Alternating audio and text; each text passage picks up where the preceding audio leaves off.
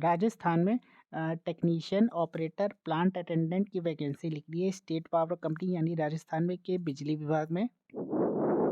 इसमें जो वैकेंसी है जिसमें है राज्य विद्युत उत्पाद निगम और जयपुर विद्युत उत्पाद निगम है। यहाँ पे आप एरिया ऑफ ऑपरेशन देख सकते हैं पॉज करके अपना डिस्ट्रिक्ट का। इसके बाद यहाँ पे टोटल वैकेंसीज देख सकते हैं जो कि है 216 वैकेंसीज हैं। इनिशियल जो पेमेंट मिलेगा आपको वो 13,500 का मिलेगा। उसके बाद जब प्रोबेशन पीरियड कंप्लीट हो जाएगा तो लेवल 4 का आपका मिलेगा जिसमें 19,200 पर मंथ आपको मिलेगा। साथ ही में अलाउंस और अदर बेनिफिट आपको दिया जाएगा।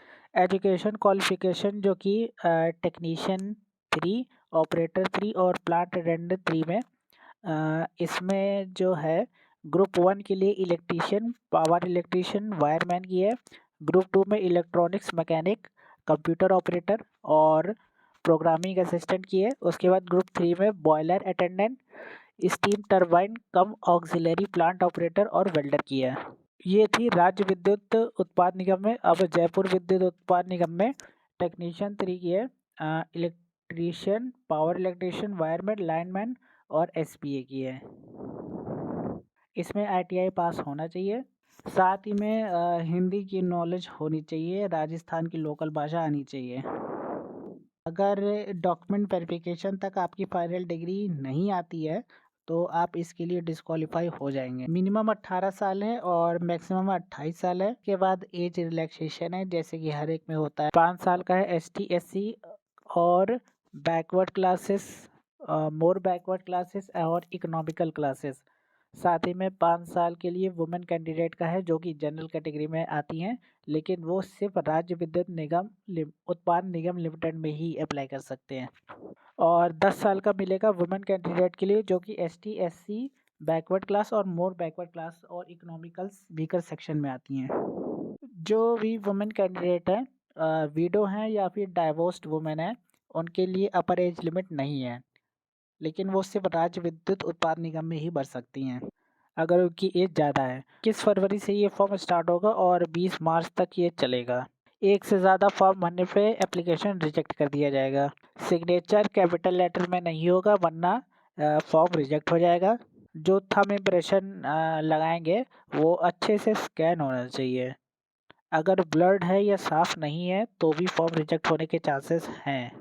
इस पे जो फीस है अनरिजर्व्ड के लिए 1,000 रुपये है और ST SC बैकवर्ड क्लास, मोर बैकवर्ड क्लास, EWS और सहारिया के लिए 500 रुपये है इंक्लूडिंग GST। और 1,000 उन कैंडिडेट्स के लिए भी है जो ST SC backward classes EWS में तो हैं लेकिन वो बाहरी स्टेट के हैं, तो उनको भी 1,000 देना पड़ेगा और वो जनरल कैटेगरी में कंसिडर किए जाए। इसमें एक चीज़ का ध्यान रखिएगा कि लाइव फोटोग्राफ भी ली जाएगी तो वो उसी हिसाब से रखिएगा जो आपकी फ़ोटोग्राफ अपलोड करोगे वो वैसी ही टाइप की लाइव भी रखिएगा, कोशिश करिएगा।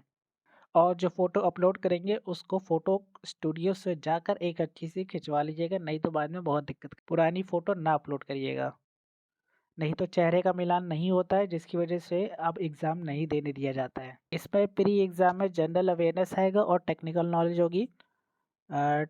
टेक्निकल नॉलेज में 50 क्वेश्चन आएगा, 50 मार्क्स का होगा, 50 मिनट का होगा। और जनरल अवेयरनेस में इसमें भी एलिमेंट्री मैथ और जनरल साइंस के 10 क्वेश्चन होंगे, 10 मार्क्स का होगा। उसके बाद current affairs, geography, natural resource, agriculture, economic, history and culture of Rajasthan 35 question होंगे, 35 मार्क्स। और फिर जो वर्ल्ड लेवल पे पूछा जाएगा current affair, geography, natural resource, economic, culture of India के बारे में वो 5 क्वेश्चन होंगे।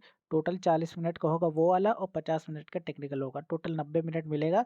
100 क्वेश्चन 100 मार्क्स है। उसके बाद जो मेंस एग्जाम होगा वो 150 का होगा, को 150 क्वेश्चन होगा और 150 मार्क्स के होगा, 120 मिनट दिया जाएगा। टेक्निकल नॉलेज वाला जो होगा पार्ट वो 100 क्वेश्चन होंगे, 100 मार्क्स के, 80 मिनट दिया जाएगा। और rest general awareness same as it is ऊपर वाले की तरह ही होगा, लेकिन इसमें डिफरेंट ये है कि 40 मिनट का तो होगा ही। जनरल साइंस 5 क्वेश्चन होंगे और एलिमेंट्री मैथ्स के 5 क्वेश्चन होंगे। इसके बाद राजस्थान लेवल पे जो करंट अफेयर, ज्योग्राफी और हिस्ट्री रहेगी वो 30 क्वेश्चन होंगे और वर्ल्ड लेवल पे 10 क्वेश्चन। इसमें इंटरव्यू नहीं होगा। और पॉइंट नंबर 4 में ये चीज़ लिखी हुई है, there should be no negative marking. So तो नेगेटिव मार्किंग नहीं है, लेकिन मेंस में नेगेटिव मार्किंग है, प्री में नहीं है, मेंस। और प्री एग्ज़ाम में कोई मिनिमम पासिंग मार्क्स नहीं रखा गया है।